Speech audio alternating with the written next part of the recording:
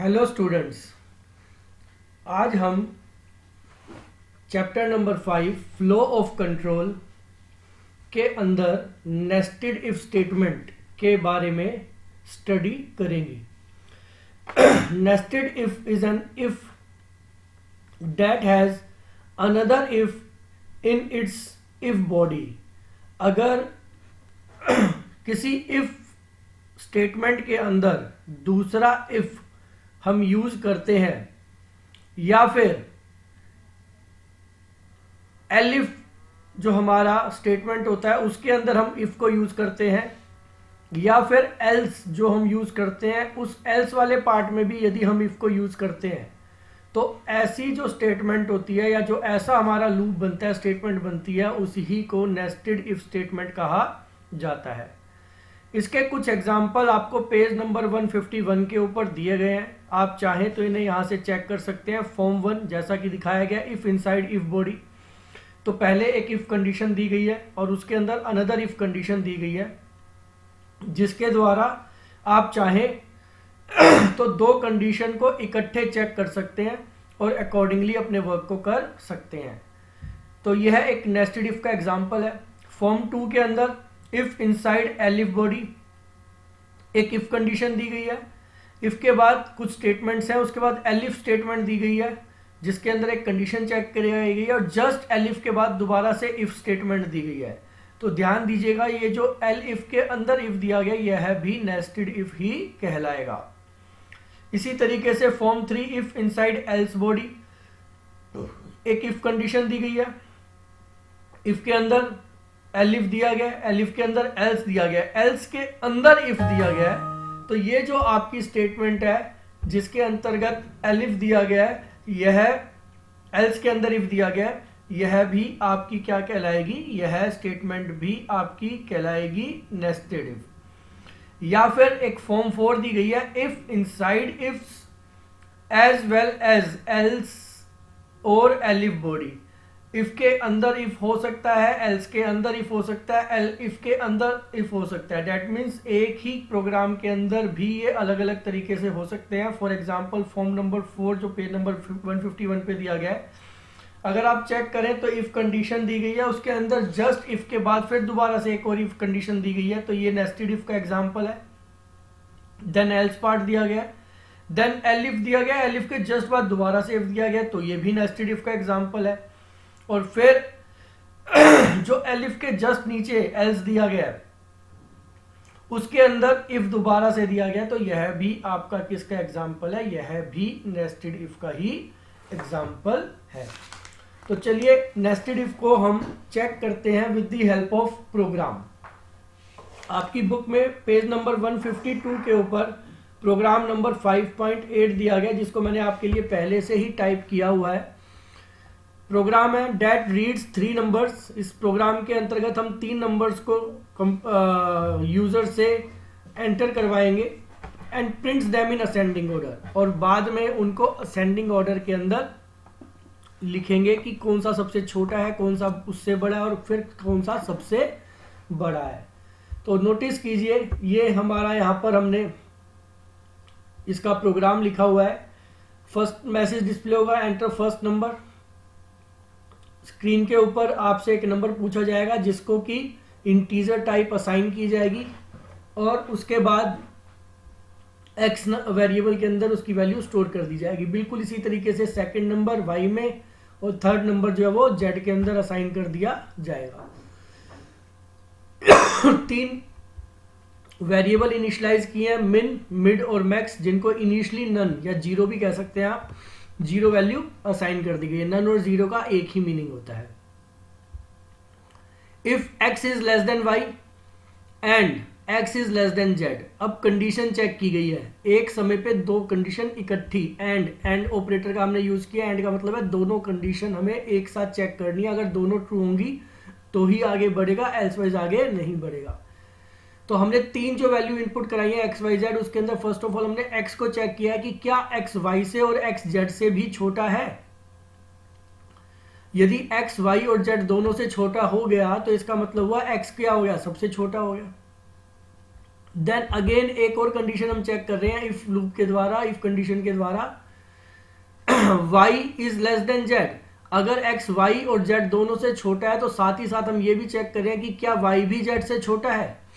अगर ये स्टेटमेंट भी ट्रू हो जाती है, मींस तीन स्टेटमेंट हमारी ट्रू हो गई, x y से छोटा है, x z से छोटा है, साथ ही साथ y z से छोटा है। तो बट ऑब्वियस है जो सबसे छोटा नंबर हुआ वो कौन सा हो गया, x, क्योंकि x y z दोनों से छोटा है। और जो सबसे बड़ा नंबर कौन सा हो गया वो कौन सा हो गया, z, बिकॉज z y से भी बड़ा है। z यहाँ पर हमने y जो है छोटा है z से, या फिर z बड़ा है y से, एक ही बात है। तो z क्या हो गया, सबसे बड़ा नंबर हो गया। तो नोटिस कीजिए हमने तीनों वेरिएबल्स को, जैसे कि हमने यहाँ पे जज किया कि कौन सी वैल्यू सबसे छोटी है और कौन सी बड़ी है। मिन को हमने वैल्यू प्रोवाइड की जो कि फर्स्ट प्लेस पे है x की, मिड को वैल्यू प्रोवाइड की y की क्योंकि वो आपका सेकंड नंबर है, और z जो कि सबसे बड़ा है तो वो कौन सी हो गई आपकी, मैक्स वैल्यू के अंदर z स्टोर कर दिया जाएगा। अब देखिए यहाँ पर ये जो एल्स लिखा हुआ है ये एल्स किस इफ के साथ है, इस इफ स्टेटमेंट के साथ है, ये वाली इफ स्टेटमेंट के।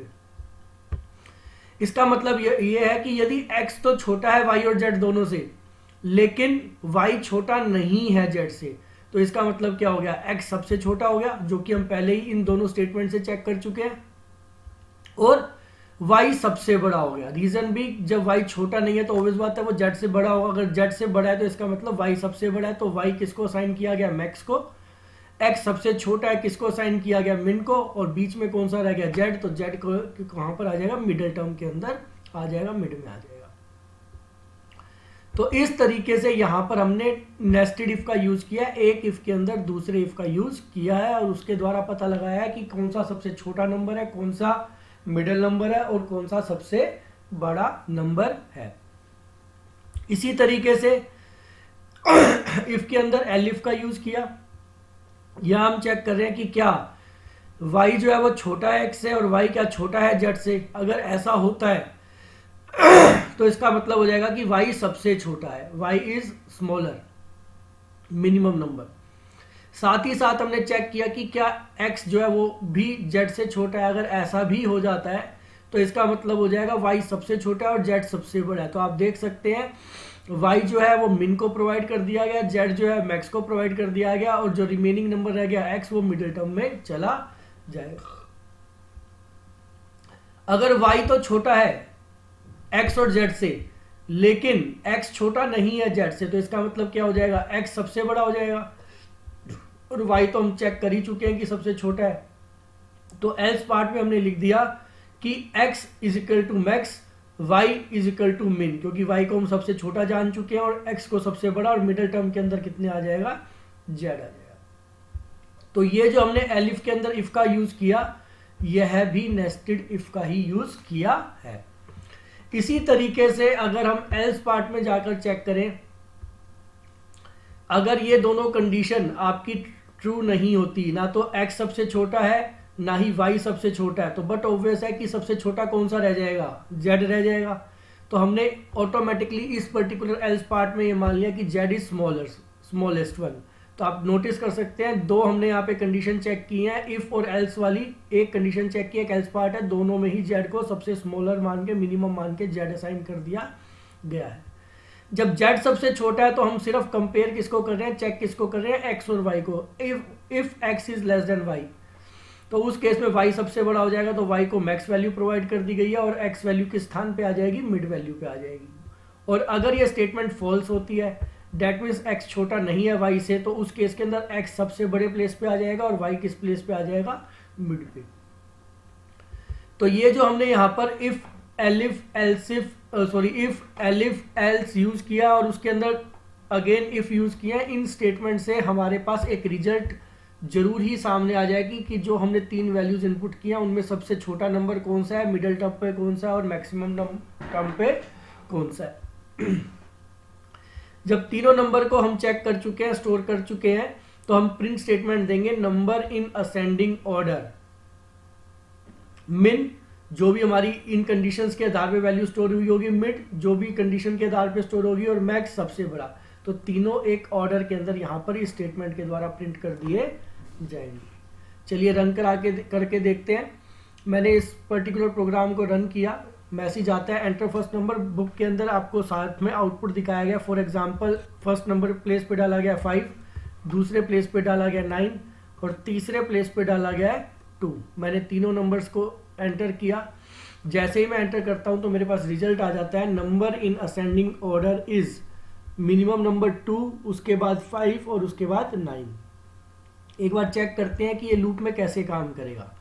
देखिए यहाँ पर 3 वैल्यूज इनपुट होंगी, मिन मिड मैक्स को तीनों को नन वैल्यू दे दी गई है, इनिशियली 0 कर दिया गया है। इस प्लेस के ऊपर x की वैल्यू है 5। यहाँ पे चेक किया जाएगा कि क्या 5 लेस देन है 9 से, यस। और दोबारा चेक किया जाएगा कि क्या 5 लेस देन है z के, तो यहाँ पर क्या हो जाएगी, ये स्टेटमेंट फॉल्स हो जाएगी, बिकॉज 5 जो है वो स्मॉल नहीं है z से। तो ये वाली कोई भी कंडीशन काम नहीं करेगी, सीधा एलिफ में आ जाएगा। एलिफ के अंदर दोबारा चेक किया जाएगा कि क्या y लेस देन है x से, y की वैल्यू है 9 और x की वैल्यू है 5, तो ये कंडीशन भी फॉल्स हो गई। Reason being 9 is not less than 5, तो सीधा एल्स पार्ट में आ जाएगा। जब एल्स पार्ट में आ गया तो ऑटोमेटिकली, जैसा कि मैंने आपको थोड़ी देर पहले ही बताया था, क्या हो जाएगा, z को स्मॉलेस्ट मान लिया जाएगा, तो z की वैल्यू मिन में स्टोर कर ली जाएगी। ये देख सकते हो दोनों प्लेस पे मिन के अंदर z लिख दिया गया है। उसके बाद चेक कराया गया कि क्या x स्मॉलर है y से, 5 क्या कम है 9 से, यस ऐसा ही है। तो क्या किया जाएगा, मिन जो कि हम पहले ही देख चुके हैं, z मिन में z की वैल्यू स्टोर हो गई। मिड प्लेस के ऊपर क्या आ जाएगा आपका, क्योंकि x छोटा है y से तो मिड प्लेस पे x आएगा और मैक्स प्लेस पे क्या आएगा y। तो हमारी सिर्फ ये वाली स्टेटमेंट इसके अंदर वर्क करेगी, जिससे कि मिन मिड और मैक्स की वैल्यू हमारे को मिल जाएगी। और फिर हमने यहाँ पर जब ये स्टेटमेंट लिखी तो जो 3 वैल्यू जिस जगह पर स्टोर हुई है, जैसे कि z की वैल्यू किस में स्टोर हुई है, मिन में, तो क्या लिखा आ जाएगा, पहले प्लेस पे 2 लिखा आ गया। उसके बाद x की वैल्यू किस में स्टोर हुई है, मिड में, तो दूसरे प्लेस पे क्या लिखा आ जाएगा, 5 लिखा आ जाएगा। और देन 9 जो वैल्यू है किस में स्टोर हुई है, जो कि y की वैल्यू है मैक्स के अंदर, तो मैक्सिमम प्लेस के ऊपर लास्ट के अंदर 9 लिखा हुआ आ जाएगा। तो इस तरीके से यह आपका कंडीशंस चेक होंगी और उसके आधार पर हम तीनों नंबर्स में से ये चेक कर पा रहे हैं कि कौन सा सबसे छोटा नंबर है और कौन सा सबसे बड़ा नंबर है। तो इस तरीके से चाहें तो नेस्टेड इफ का यूज करके हम कंडीशंस को चेक कर सकते हैं। और ये पर्टिकुलर प्रोग्राम में आपने देखा कि कैसे इसका यूज किया जा सकता है। आपकी बुक में इसके कुछ और भी एग्जाम्पल दिए गए हैं, आप उनको भी पढ़कर देख सकते हैं, जिसके अंदर आपको इन्हीं चीज़ों को कैसे यूज किया जाता है बताया गया है। पेज नंबर 154 के ऊपर स्टोरिंग कंडीशंस के बारे में बताया गया कि किस तरीके से कंडीशंस को स्टोर किया जाता है। ध्यान दीजिएगा, एक तो होता है कि कंडीशन हम डायरेक्ट लिखें और दूसरा होता है कि हम कंडीशंस को पहले ही लिख दें, बाद में सिर्फ अगर हम चाहें तो उनका यूज कर लें, उनको लिखने की जरूरत ना पड़े। तो ऐसी चीज को कहा जाता है स्टोरिंग करना, कंडीशंस को स्टोर करना। तो हम उसी के बारे में बात कर रहे हैं। देखिए आपको पेज नंबर 154 पे कुछ एग्जांपल्स दिए गए हैं इसके बारे में कि कैसे कैसे हम इसको कर सकते हैं।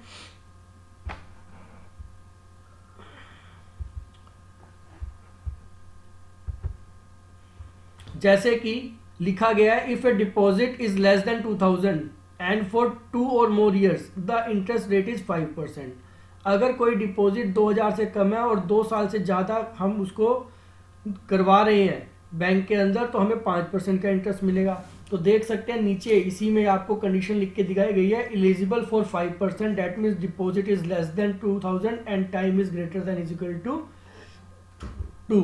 तो इस तरीके से चाहें तो हम ये कंडीशन यहाँ पर लिख सकते हैं और इसका यूज कर सकते हैं। एक बार हमने ये लिख दी, जब भी हमें इसकी जरूरत होगी हम डायरेक्ट इस कंडीशन को यहाँ पर लिख देंगे और ये कंडीशन इसके अकॉर्डिंग चेक कर ली जाएगी, हमें बार बार इसे लिखने की जरूरत नहीं पड़ेगी।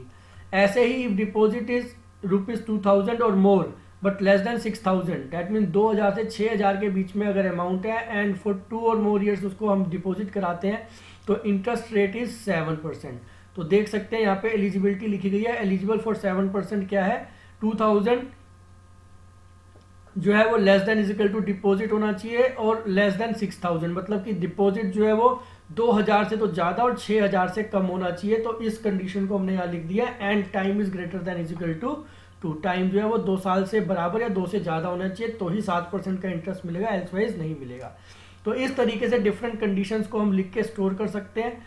और आगे देखिए, इफ़ कंडीशन जहाँ हम लिख रहे हैं तो वहाँ पे हमें एक्चुअल कंडीशन लिखने की रिक्वायरमेंट नहीं है, जो हम ऑलरेडी कंडीशंस लिख चुके हैं, स्टोर कर चुके हैं, इक्वल टू असाइनमेंट की ऑपरेटर की सहायता से असाइन कर चुके हैं। हम सिर्फ इफ़ के आगे वो कंडीशन लिख देंगे, उसका नाम लिख देंगे। If eligible for 5% then rate is 0.05 का मतलब 5% हो गया। इसी तरीके से एल इफ एलिजिबल फॉर 7%, तो अकॉर्डिंगली जो हमने कंडीशन ऊपर लिखी है उसी को चेक करते हुए रेट ऑफ इंटरेस्ट जो है वो आपका कितना हो गया, 7.5 या जो भी आप मानना चाहें। यहाँ पर इसने 7.5 कर दिया जबकि 7% दिया ऊपर, तो अकॉर्डिंगली हम इसको 0.07 भी कर सकते हैं। तो इस तरीके से कंडीशंस को स्टोर कराकर भी इफ लूप, इफ स्टेटमेंट में यूज किया जा सकता है। हमारा नेक्स्ट टॉपिक है repetition of task, page number 155, A necessity. जरूरी चीज है रिपीटिशन, जो मैं बार बार गलती से मेरे लूप बोल रहा हूं। तो लूप अब हमारा स्टार्ट हो रहा है, इफ स्टेटमेंट है और फॉर और वाइल जो है वो हमारे लूप कहलाते हैं। तो अब हम लूप के बारे में पढ़ने जा रहे हैं। लूप का क्या मीनिंग्स होता है? लूप का मतलब होता है किसी एक ही काम को बार बार करना, रिपीटेडली करने को लूप कहा जाता है। जैसे कि यहाँ एक एग्जांपल दिया है कि अगर आपने कोई, मान लीजिए जनरल लाइफ का एग्जांपल दिया, डोसा बनाना या अपम, यहाँ पे नाम वर्ड यूज हुआ है, तो उसके लिए कुछ एक स्टेप्स हैं जो कि हमें बार बार यूज करने पड़ते हैं। जैसे कि प्री रिक्विजिट में दिया हुआ है प्रिपेयर्ड बैटर, एक आप घोल बनाएंगे, हीट फ्लैट पैन को, अपने तवे को गर्म करेंगे, spread batter on flat pan, जो भी आपका बैटर है उसको फैलाएंगे तवे के ऊपर, फ्लिप द डोसा और एपम आफ्टर 20 सेकंड, उसको रोटेट करेंगे, फ्लिप करेंगे, again flip the dosa and appam after 20 second, take it off from the pan, if you want more dosas then go to spread, spread वाली पोजीशन पे, मतलब दोबारा से उसी काम को जो आपने अभी कुछ देर पहले किया था रिपीट करेंगे, spread batter on the flat pan, flip the dosa और appam after 20 second, and repeatedly इन काम को करते जाएंगे जब तक कि आपको डोसे की एपम की रिक्वायरमेंट है। तो आपका ये जो काम है जिसके अंदर हम एक ही काम को बार बार करते चले जाते हैं को क्या कहा जाता है? लूप या आइटरेशन कहा जाता है। प्रोग्रामिंग में ये एक बहुत ही महत्वपूर्ण रोल अदा करता है ताकि कि हम इसका यूज कर सकें। लेकिन उससे पहले पेज नंबर 157 के ऊपर आपको एक फंक्शन बताया गया जिसका नाम है रेंज। ये बहुत ही ज़्यादा यूज़ होता है आपकी प्रोग्रामिंग के अंदर, स्पेसिफिकली फॉर लूप के साथ। तो हम इसको सीखने जा रहे हैं कि फॉर लूप क्या है। फॉर लूप के अंदर जो हम फंक्शन यूज़ करते हैं रेंज, वो क्या है? The range function of Python which is used with Python for loop. The range function of Python generates a list which is a special sequence type. ये एक लिस्ट को जनरेट करता है जो एक स्पेशल सीक्वेंस टाइप होती है। Sequence in Python is a succession of values bound together by a single name.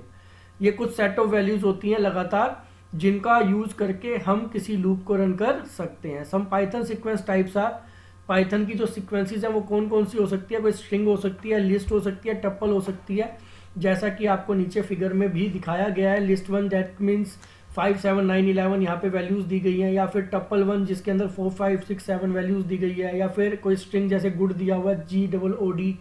तो ये सभी आपकी सीक्वेंस की टाइप है जिसको कि हम यूज कर सकते हैं। अगर आप रेंज 0.5 देते हैं, देख सकते हैं, तो आपके पास जो लिस्ट वैल्यूज आएंगी, जो लिस्ट प्रोड्यूस होगी उसके अंदर कौन कौन सी वैल्यू होंगी? Starting from 0 to 4।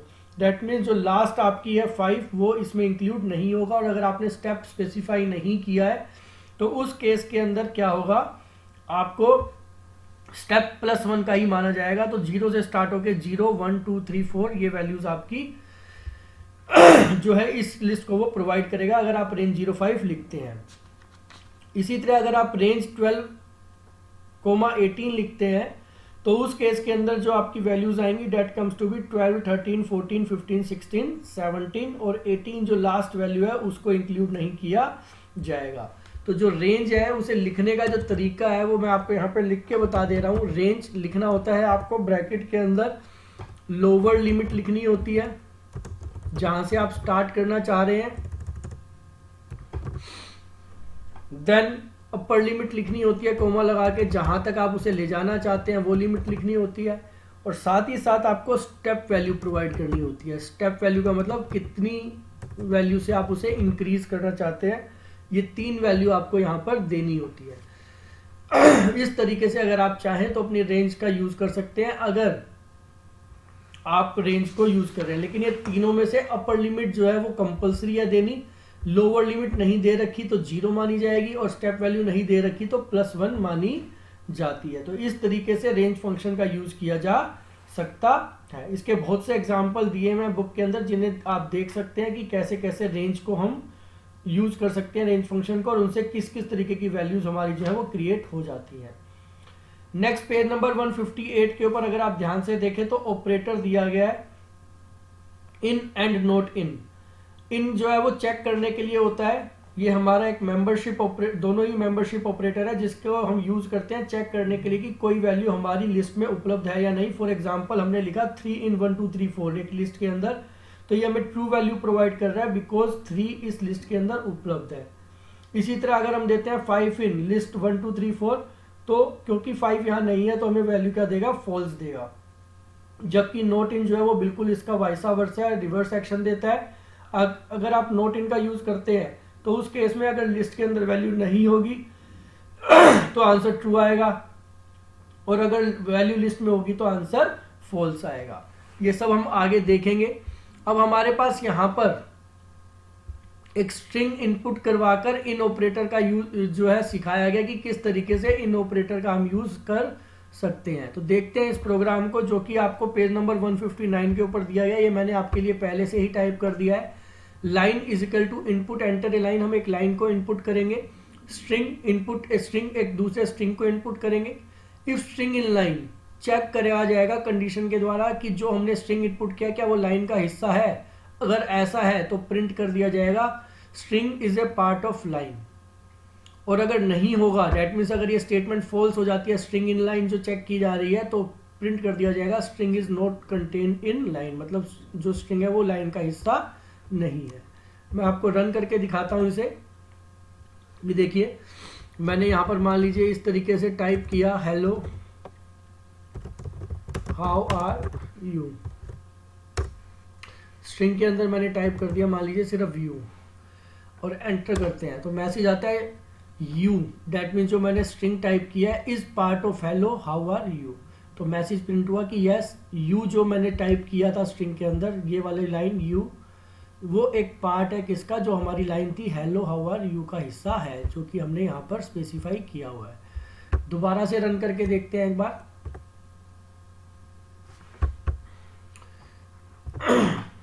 Enter a line दोबारा से कह रहा है,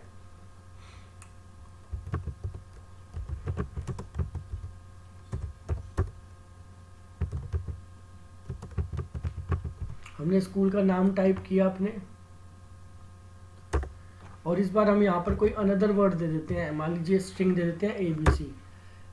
एंटर करते रिजल्ट आता है ABC is not contained in Malviya शिक्षा सदन, क्योंकि जो हमने लाइन डाली मालवीय शिक्षा सदन उसके अंदर ABC जो है वो पार्ट नहीं है, इसलिए मैसेज आ रहा है ABC is not part of Malviya शिक्षा सदन। तो इस तरीके से इन ऑपरेटर का यूज किया जा सकता है।